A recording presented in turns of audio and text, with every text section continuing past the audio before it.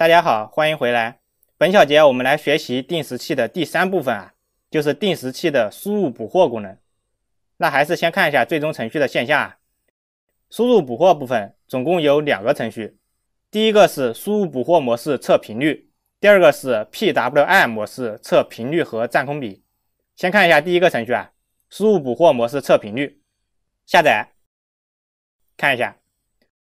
在这里为了测量外部信号的频率，我们现在有个信号源产生一个频率和占空比可调的波形啊，但是考虑到大家可能没有信号发生器，所以我这里就借用了一下上一小节的代码啊，先用 PWM 模块在 PA0 端口输出一个频率和占空比可调的波形，然后我们本节的代码测量波形的输入口是 PA6， 所以我们直接用一根线把 PA0 和 PA6 连在一起，这样就能测量自己 PWM 模块产生波形的频率了。另外，如果你有示波器的话，可以把探头也接在这根线上，验证看一下频率值到底对不对啊。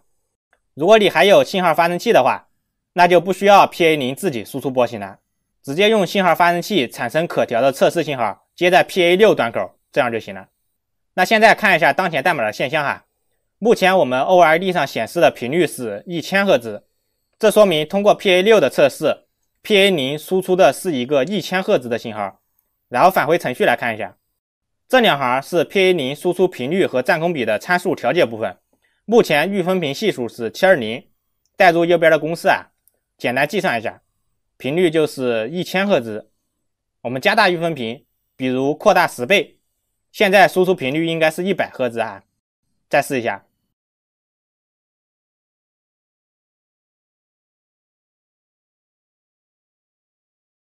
下载。看到目前测试的频率为100赫兹，再改一下，比如3600，现在频率应该是200赫兹，试一下，下载，没问题啊。这就是第一个程序，输入捕获模式测频率。目前这个程序只能测频率哈，还不能测量占空比。如果想同时测量频率和占空比， STM32 的输入捕获还设计了一个 PWI 模式，即 PWM 输入模式啊。那我们就来看一下第二个程序 PWI 模式测频率占空比，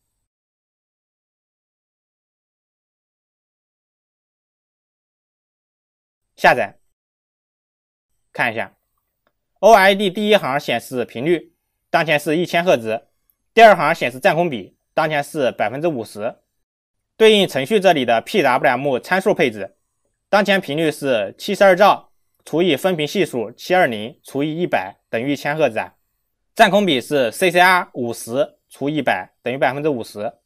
我们修改一下，比如分频系数给个3600，频率就是200赫兹， CCR 给个20，占空比就是 20%。 试一下，下载。目前看到测量得到的频率200赫兹，占空比 20%， 没问题啊。大家可以自行更改参数尝试哈，或者用信号发生器进行测试，都是可以的。那本节程序的现象我就演示到这里啊。接下来我们回到 PPT， 看一下输入捕获的理论部分。首先第一条，输入捕获，它的英文缩写是 IC， 全称是 Input Capture， 直译就是输入捕获的意思啊。对应前面我们这个定时器的整体结构图啊，输入捕获就是这左边一部分电路，那右边就是我们之前讲过的输出比较部分，4个输入捕获和输出比较通道共用4个 CCR 寄存器，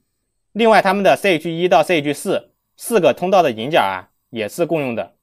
所以对于同一个定时器，输入捕获和输出比较只能使用其中一个，不能同时使用啊。然后我们回过来看一下输入捕获的描述，这一句话就是对整个输入捕获的一个概括描述哈。先看一下之前输出比较的部分，我们也有一句话的概括描述，就是输出比较可以通过比较 CNT 与 CCR 寄存器值的关系，来对输出电频进行自1、自0或翻转的操作，用于输出一定频率和占空比的 PWM 波形。也就是这里啊， CNT 和 CCR 是作为比较电路的输入，根据 CNT 和 CCR 的大小关系，从通道引脚输出高低电平，这是输出比较的执行逻辑。然后来到输入捕获的部分，我们看一下，输入捕获模式下，当通道输入引脚出现指定电平跳变时，这个指定的电平跳变就是上升沿或者下降沿可以通过程序配置。发生电平跳变的瞬间，输入捕获电路会干些啥呢？会让当前 CNT 的值锁存到 CCR 中。锁存到 CCR 的意思就是把当前 CNT 的值读出来，写入到 CCR 中去这就是功能描述，就是输入引脚电平跳变的瞬间，把 CNT 的值锁存到 CCR 中。对应这个定时器的结构图就是这4个是边沿信号输入引脚，一旦有边沿，比如说上升沿，那这一块输入滤波和边沿检测电路就会检测到这个上升沿，让输入捕获电路产生动作。所以这一块的作用和外部中断差不多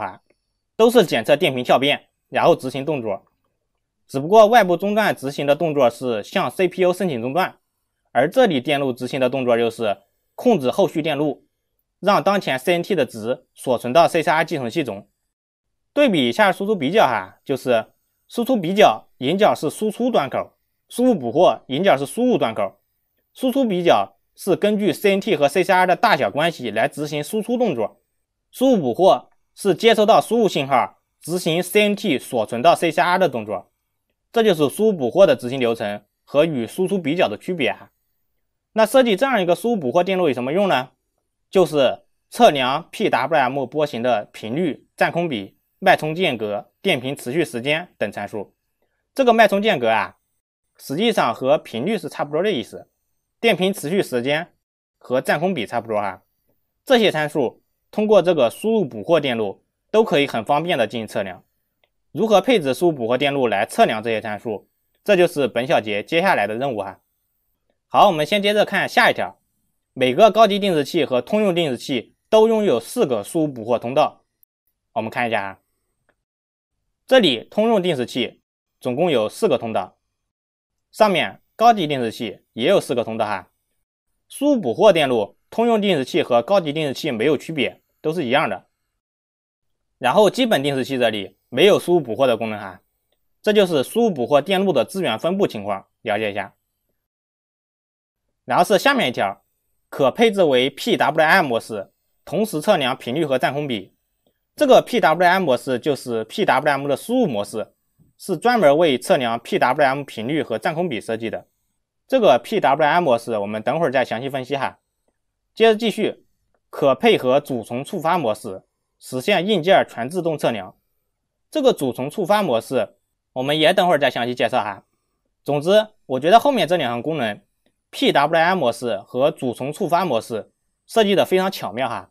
把这2个功能结合起来，测量频率占空比就是硬件全自动执行，软件不需要进行任何干预，也不需要进中断，需要测量的时候直接读取 CCR 寄存器就行了，使用非常方便而且极大的减轻了软件的压力。好，这就是输入捕获的整体介绍。那既然要测量 PWM 信号的频率等参数，我们还是有必要先了解一下频率测量的相关知识在这里我画了一个频率逐渐降低的方波波形越往左频率越高，越往右频率越低。这里信号都是只有高低电平的数值信号，对于 STM32 测频率而言，它也是只能测量数值信号的。如果你需要测量一个正弦波，那还需要搭建一个信号预处理电路。最简单的就是用运放搭一个比较器把正弦波转换为数字信号，再输入给 STM32 就行了。如果你测量的信号电压非常高，那还要考虑一下隔离的问题比如用一些隔离放大器、电压互感器等元件，隔离高压端和低压端，保证电路的安全。总之，经过处理最终输入给 STM32 的信号，要是这样的高低电平信号，高电平 3.3 伏，低电平0伏。然后我们来研究一下测量这样一个信号的方法首先，为了测量频率，我们有2种方法可以选择。第一种是测频法，执行流程是在闸门时间 t 内对上升沿计次，这里计是下降沿也可以只是极性不同而已，都是一样的。之后为了方便，我们统一以上升沿为一个周期的开始进行描述哈。那计次得到 n， 则待测信号的频率就是 fx 等于 n 除 t。测频法的图示说明哈，就是这个图的左边。比如我们要测量这一块信号的频率，那就可以制定一个闸门时间 t， 通常设置为1秒哈。在1秒时间内对信号上升沿计次，从0开始计，每来一个上升沿计次加1，每来一个上升沿其实就是来了一个周期的信号啊。所以在1秒时间内来了多少个周期，那它的频率就是多少赫兹。这符合频率的基本定义哈。频率的定义就是1秒内出现了多少个重复的周期，那频率就是多少赫兹。所以我们在1秒的闸门时间内对上升沿计次，计次多少，频率值就是多少赫兹，这个没问题啊。所以这种直接按频率定义来进行测量的方法就叫测频法。另外这个闸门时间也不是必须为1秒哈，也可以2秒的闸门时间，那计次值除2就是频率，也可以 0.5 秒的闸门时间，计次乘2也是频率啊。所以得到这个公式，计次 n 除闸门时间 t 就是频率。当 t 等于1秒时，计次 n 就直接是频率，这个好理解吧？这就是测频法。然后我们继续看下一个方法，测周法。执行流程是2个上升沿内以标准频率 fc 计次，得到 n， 则频率 fx 等于 fc 除 n。测周法的基本原理就是周期的倒数就是频率哈。我们如果能测出一个周期的时间，再取个倒数，不就是频率了吗？所以我们看一下这右边的测周法图示说明。我们捕获信号的2个上升沿，然后测量一下这之间持续的时间就行了。但实际上我们并没有一个精度无穷大的秒表来测量时间哈。测量时间的方法实际上也是定时器计次。我们使用一个已知的标准频率 fc 的计次时钟来驱动计数器，从一个上升沿开始计，计数器从0开始，一直计到下一个上升沿停止。计一个数的时间是 fc 分之1，计 n 个数时间就是 fc 分之 n，fc 分之 n 就是周期，再取个倒数就得到了公式 fx 等于 fc 除以 n， 这个应该也好理解吧？这就是测周法。测频法和测周法都是测量频率的重要方法。那这2种方法都有什么区别呢？实际情况使用哪种方法更好呢？我们来一一分析。首先，测频法适合测量高频信号，测周法适合测量低频信号。这个从图里也可以看出来哈。测频法在闸门时间内最好要多出现一些上升沿，计次数量多一些，这样有助于减小误差哈。假如你定了1秒的闸门时间，结果信号频率非常低，1秒的时间才只有寥寥无几的几个上升沿，甚至一个上升沿都没有，那你总不能认为频率是0吧？在计次 n 很少时，误差会非常大。所以测频法要求信号频率要稍微高一些。那对于测周法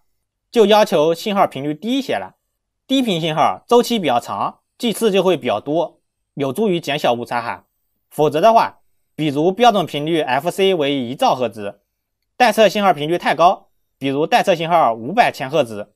那在一个周期内只能记1-2个数啊。如果待测信号再高一些，甚至一个数也记不到，那总不能认为频率无穷大吧？所以测周法需要待测信号频率低一些。然后是测频法测量结果更新的慢一些哈，数值相对稳定。测周法更新的快，数据跳变也非常快。看一下，测频法测量的是在闸门时间内的多个周期，所以它自带一个均值滤波。如果在闸门时间内波形频率有变化，那得到的其实是这一段时间的平均频率哈。如果闸门时间选为1秒，那么每隔1秒才能得到一次结果。所以测频法结果更新慢，测量结果是一段时间的平均值，值比较平滑。反观测周法，它只测量一个周期就能出一次结果，所以出结果的速度取决于待测信号的频率。一般而言，待测信号都是几百几千赫兹，所以一般情况下测周法结果更新更快。但是由于它只测量一个周期，所以结果值会受噪声的影响，波动比较大。这就是这2种方法的基本特征对比哈。然后刚才我们说了，高频适合使用测频法，低频适合使用测周法。那多高算高，多低算低呢？这就涉及到中介频率的概念了。中介频率是测频法与测周法误差相等的频率点。我们之前说了，测频法计次和测周法计次，这个计次数量 n 尽量要大一些， n 越大相对误差越小。因为在这些方法中，计次可能会存在正负一误差。比如测频法，在闸门时间内并不是每个周期信号都是完整的，比如在最后时间里可能有一个周期刚出现一半，闸门时间就到了，那这只有半个周期，只能舍弃掉或者当做一整个周期来看。因为计次只有整数，不可能计次 0.5 个数吧，那在这个过程就会出现多记一个或者少记一个的情况，这就叫做正负一误差。另外在测周法这里也有哈，标准频率 FC 计次在最后时刻有可能像这样，一个数刚数到一半，计时就结束了，那这半个数也只能舍弃或者按一整个数来算了，这里也会出现正负一误差。所以说正负一误差是这两种方法都固有的误差，要想减小正负一误差的影响，就只能尽量多记一些数，当计次 n 比较大时，正负一对 n 的影响就会很小。就像是你去超市买瓶水，本来2块钱，商家卖3块钱，那你肯定会说黑心商家是吧？如果你买一个电脑，本来5000块钱，商家卖5001，那你可能就觉得无所谓了。所以总结就是 n 越大，正负一误差对我们的影响越小。那当有一个频率测频法和测周法计次的 n 相同，就说明误差相同，这不就是中介频率了吗？所以这个公式 Fm 等于根号 Fc 除 t 怎么来的？我们把测频法的 n 提出来，测周法 n 也提出来，令这两个方法 n 相等，把 fx 解出来，就得到中介频率 Fm 等于根号 Fc 除 t 了。对应图上，当待测信号频率小于中介频率时，测周法误差更小，选用测周法更合适。当待测信号频率大于中介频率时，测频法误差更小，选用测频法更合适。好，到这里频率测量的基本知识我就讲完了哈。接下来我们用 STM32 来实现这两种方法。首先测频法，这个我们用之前学过的外设就可以实现啊。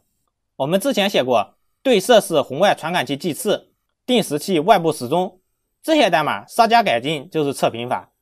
比如对设式红外传感器计次，每来一个上升延计次加1，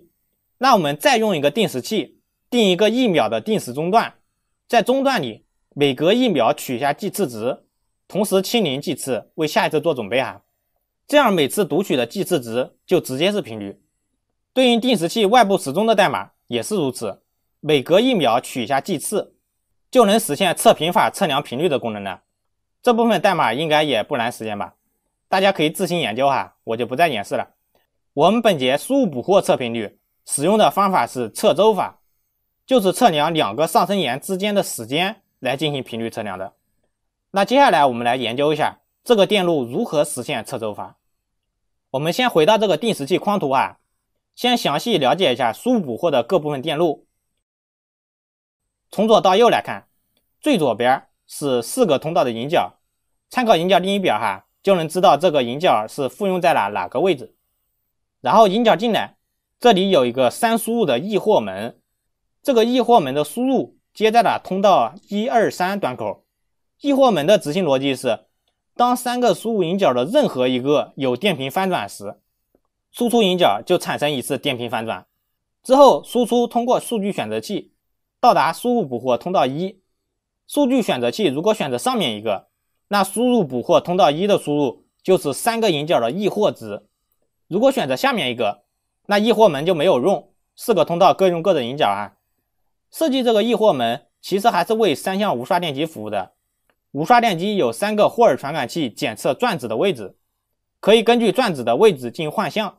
有了这个易获门，就可以在前3个通道接上无刷电机的霍尔传感器，然后这个定时器就作为无刷电机的接口定时器，去驱动换向电路工作哈。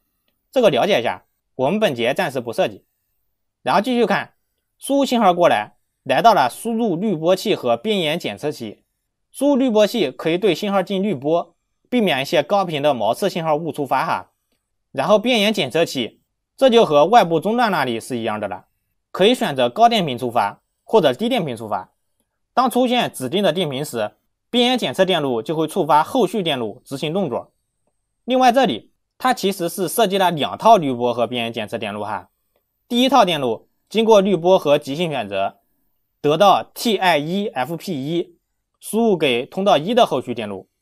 第二套电路经过另一个滤波和即兴选择，得到 TI1FP2 输入给下面通道2的后续电路。同理，下面 TI2 信号进来也经过2套滤波和即兴选择，得到 TI2FP1 和 TI2FP2， 其中 TI2FP1 输入给上面， TI2FP2 输入给下面。在这里2个信号进来，可以选择各走各的，也可以选择进行一个交叉，让 CH2 音角输入给通道1，或者 CH1 音角输入给通道2。那这里为什么要进行一个交叉连接呢？这样做的目的个人认为主要有2个。第一个目的，可以灵活切换后续捕获电路的输入，比如你一会儿想以 CH1 作为输入，一会儿想以 CH2 作为输入，这样就可以通过这个数据选择器灵活的进行选择。第二个目的也是它交叉的主要目的，就是可以把一个引角的输入同时映射到2个捕获单元，这也是 PWM 模式的经典结构哈。等会儿讲 PWM 模式的时候，你就知道这样设计的好处了。第一个捕获通道使用上升延触发，用来捕获周期；第二个通道使用下降延触发，用来捕获占空比。2个通道同时对一个引角进行捕获，就可以同时测量频率和占空比，这就是 PWM 模式。等会儿再来继续分析哈。那先回到这里，一个通道灵活切换2个引角，和2个通道同时捕获一个引角，这就是这里交叉一下的作用和目的。同样，下面通道3和通道4也是一样的结构可以选择各自独立连接，也可以选择进行交叉。另外，这里还有一个 TRC 信号，也可以选择作为捕获部分的输入这个 TRC 信号是来源于这里的，这样设计也是为了无刷电机的驱动这个知道一下就行了，我们暂时不用。然后继续往后看，输入信号进行滤波和即兴选择后，就来到了预分频器。预分频器每个通道各有一个，可以选择对前面的信号进行分频，分频之后的触发信号就可以触发捕获电路进行工作了。每来一个触发信号， CNT 的值就会向 CCR 转运一次，转运的同时会发生一个捕获事件，这个事件会在状态计算器置标志位，同时也可以产生中断如果需要在捕获的瞬间处理一些事情的话，就可以开启这个捕获中断。这就是整个电路的工作流程。比如我们可以配置上升延触发捕获，每来一个上升延， CNT 转运到 CCR 一次。又因为这个 CNT 计数器是由内部的标准时钟驱动的，所以 CNT 的数值其实就可以用来记录2个上升延之间的时间间隔这个时间间隔就是周期，再取个倒数，就是侧周法测量的频率了。那回到这里，是不是就和这里的侧周法差不多的意思上升延用于触发输入捕获， CNT 用于计数计时。每来一个上升延，取一下 CNT 的值，自动存在 CCR 里， CCR 捕获到的值就是计数值 n， CNT 的驱动时钟就是 FC， FC 除 n 就得到了待测信号的频率。另外这里还有一个细节问题就是每次捕获之后，我们都要把 CNT 清零一下，这样下次上升延再捕获的时候，取出的 CNT 才是2个上升延的时间间隔。这个在一次捕获后自动将 CNT 清零的步骤，我们可以用主从触发模式自动来完成，等会儿再详细介绍好，到这里输入捕获电路的执行流程和测频率的原理，我们应该已经大概的了解了接下来就是执行细节的问题，把电路执行的细节都了解清楚，这样写程序的时候才能得心应手，是吧？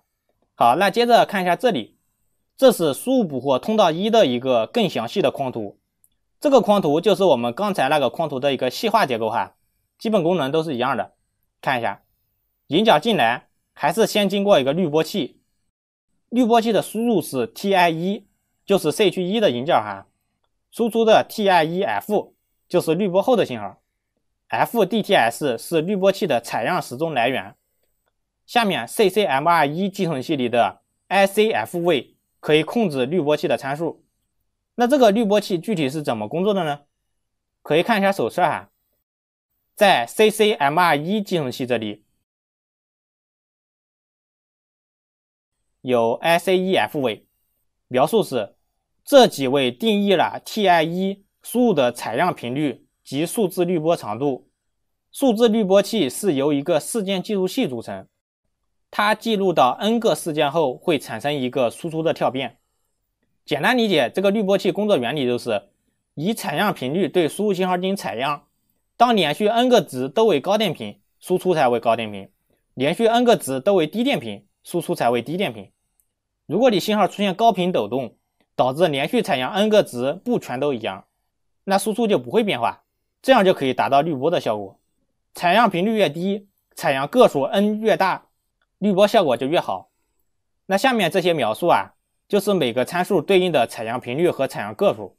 在实际应用中，如果波形噪声比较大，就可以把这个参数设置大一些，这样就可以过滤噪声了。然后回过来，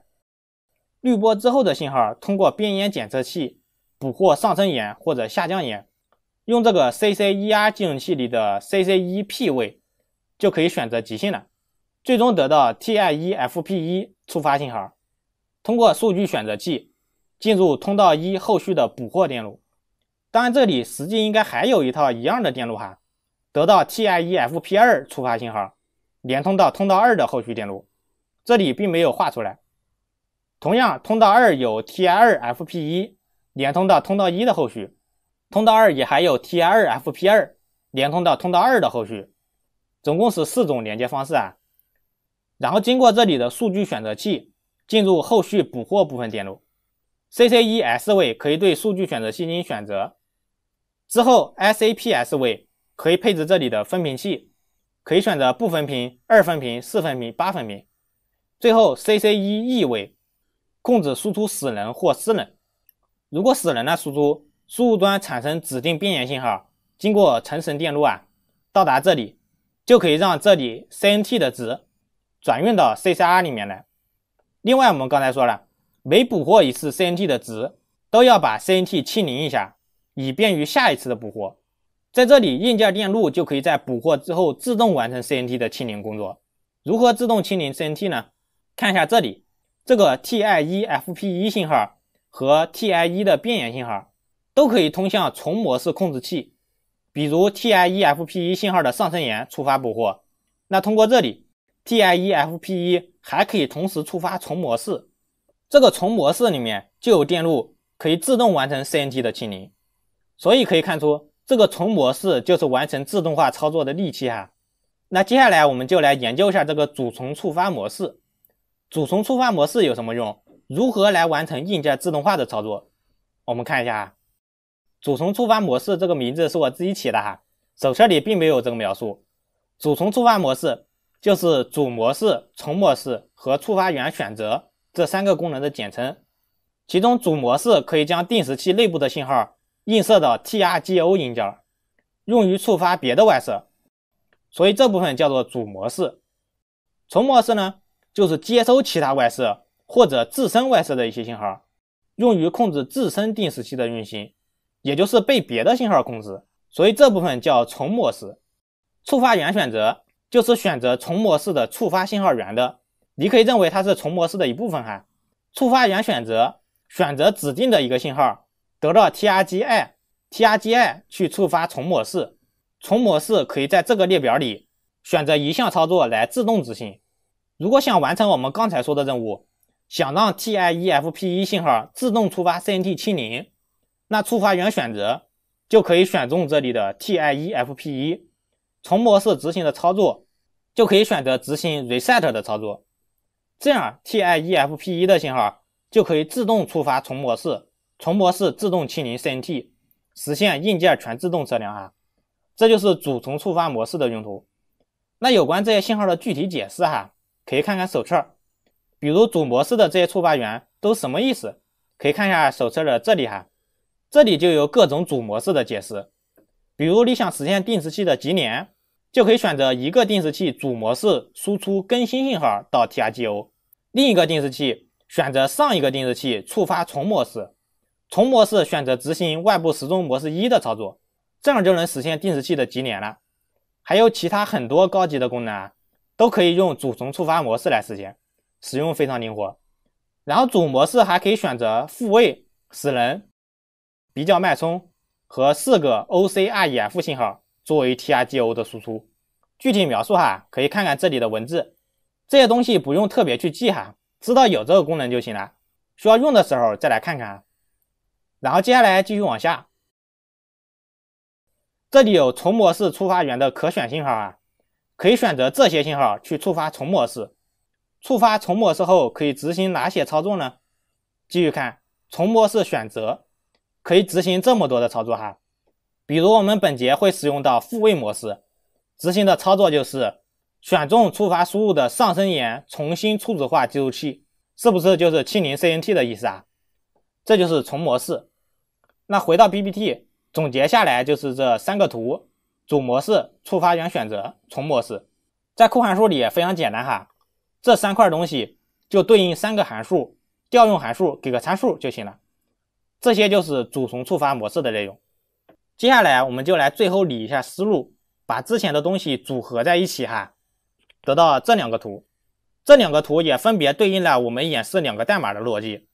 先看第一个，输入捕获基本结构。这个结构我们只使用了1个通道，所以它目前只能测量频率。在右上角这里是时机单元，我们把时机单元配置好，启动定时器，那这个 CNT 就会在预分频之后的这个时钟驱动下不断自增。